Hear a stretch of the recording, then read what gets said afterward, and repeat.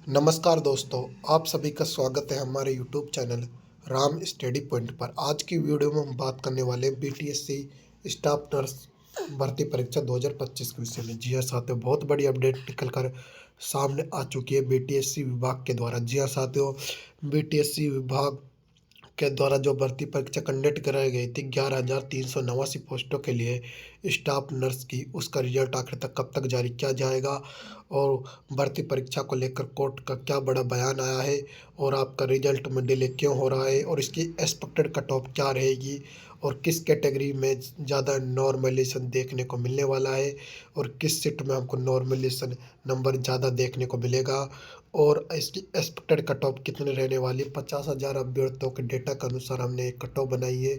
उसके आधार पर अगर आपके नंबर बनते हैं तो आपका सिलेक्शन होने वाला है बीटीएससी स्टाफ नर्स भर्ती परीक्षा में। जी हाँ साथियों, बहुत बड़ी अपडेट निकल कर सामने आ चुकी है बिहार तकनीकी सेवा आयोग की तरफ से। जी हाँ साथियों, जो जैसा कि आप सभी को मालूम होगा कि बिहार में जो स्टाफ नर्स भर्ती परीक्षा का एग्ज़ाम कंडक्ट कराया गया था आपका 11,389 पोस्टों के लिए।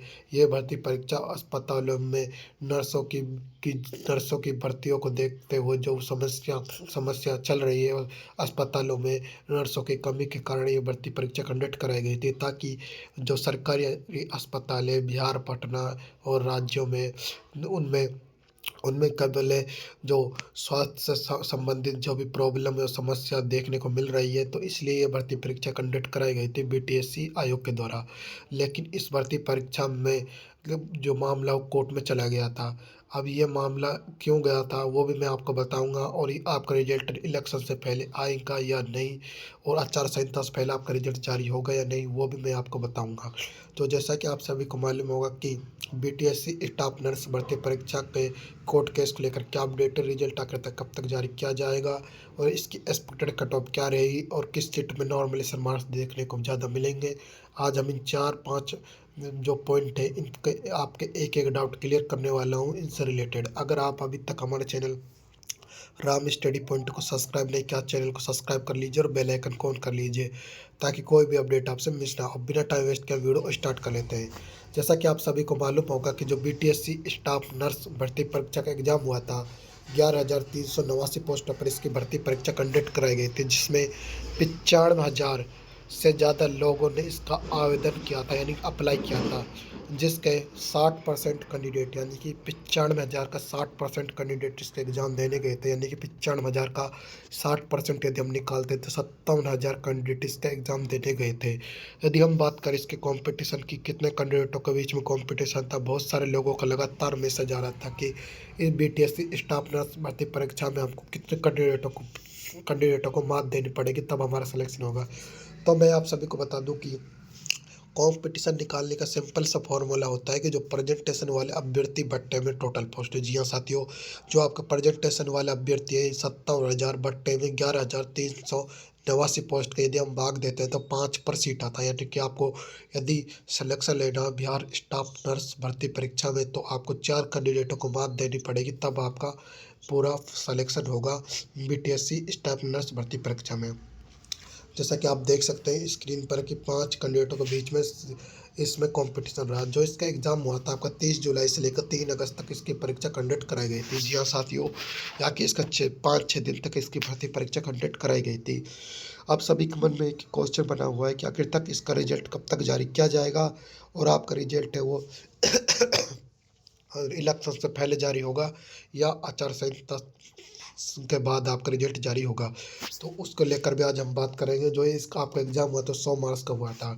अब हम बात कर लेते हैं इसके कट ऑफ के बारे में। कट ऑफ का ज़्यादा जाना कम जाना डिपेंड करता है इसके कई कारणों के ऊपर, जैसे कि भर्ती परीक्षा में टोटल पद कितने थे और भर्ती परीक्षा का लेवल कैसा था और टोटल पद कितने तो भर्ती परीक्षा का लेवल कैसा था और इस भर्ती परीक्षा में का और और इस भर्ती परीक्षा में प्रेजेंटेशन वाले अभ्यर्थी कितने थे। ये तीन चार जो आंकड़े ये निर्धारित करते हैं कि आपकी कट ऑफ कितनी जाएगी।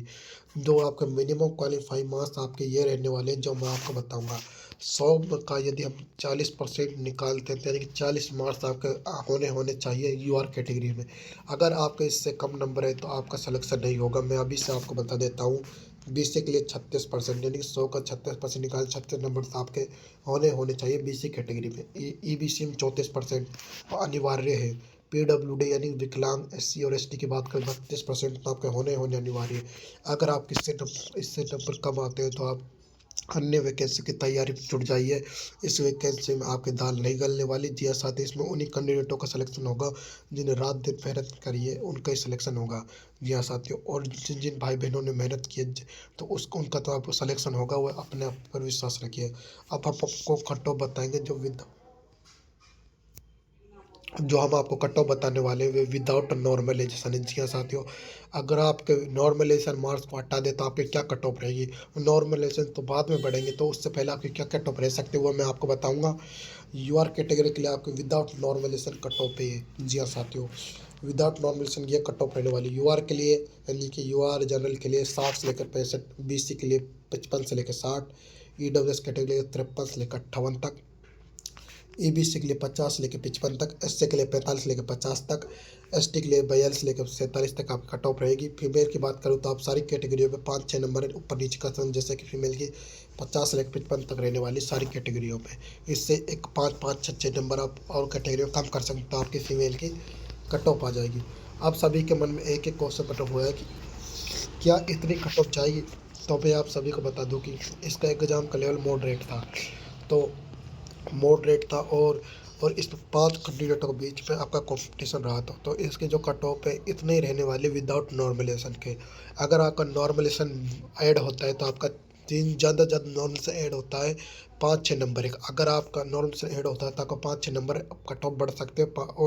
और जो आपकी हार्ड शिफ्ट है उनमें आपके नंबर बढ़ेंगे, और जब आपकी ईजी शिफ्ट थी उनमें आपके मार्क्स घटने वाले हैं। जी हाँ साथियों, ये तो आप सभी को मालूम ही होगा। अब हम बात कर लेते हैं इसके रिजल्ट के बारे में। क्या आपका रिजल्ट इलेक्शन के से बाद आएगा या उससे पहले। आपका जो रिजल्ट है वो अभी तक उसको लेकर कोई अपडेट नहीं आई है। जी हाँ साथियों, जो आपका रिजल्ट है उसको लेकर अभी तक कोई अपडेट नहीं आई है विभाग की तरफ से, लेकिन बीटीएससी आयोग के द्वारा साफ साफ क्लियर कर दिया गया है कि हम आगामी 10-15 दिनों के अंदर आपका रिजल्ट जारी कर देंगे बीटीएससी स्टाफ नर्स भर्ती परीक्षा का। जी हाँ साथियों, बहुत बड़ी समस्या देखने को मिल रही है सारी अस्पतालों में बीटीएससी स्टाफ नर्स विभाग की तरफ से। जी हाँ साथियों, क्योंकि जो ये भर्ती परीक्षा कंडक्ट कराई गई थी इसका जो पूरा का पूरा जो क्रेडिट जाता है वो चाहता पीटीएससी आयोग के द्वारा। पीटीएससी आयोग के द्वारा ये भर्ती परीक्षा इसलिए कंडक्ट कराई गई थी, जो हमारे सरकारी अस्पतालों में जो नर्सों की पदों की खाली जगह होने के कारण उनमें जो समस्या देखने को मिल रही है, उनकी समस्या का निपो का बंदोबस्त या उनको समस्या का समाधान करने के लिए बीटीएससी ने एक परीक्षा कंडक्ट कराई गई थी स्टाफ नर्स की, जो अभी तक ये कंप्लीट नहीं हुई है, और जिसके कारण ही जो हमारी सरकारी अस्पताल है वहाँ हमको जो वो मिल रही है, समस्या देखनी पड़ रही है। अब सरकार जो हमारे स्वास्थ्य मंत्री मंगल पांडे उन्होंने साफ साफ क्लियर कर दिया गया है कि जल्द से जल्द इस भर्ती परीक्षा कंप्लीट किया जाए ताकि अस्पतालों में मरीजों को दिक्कत नहीं हो।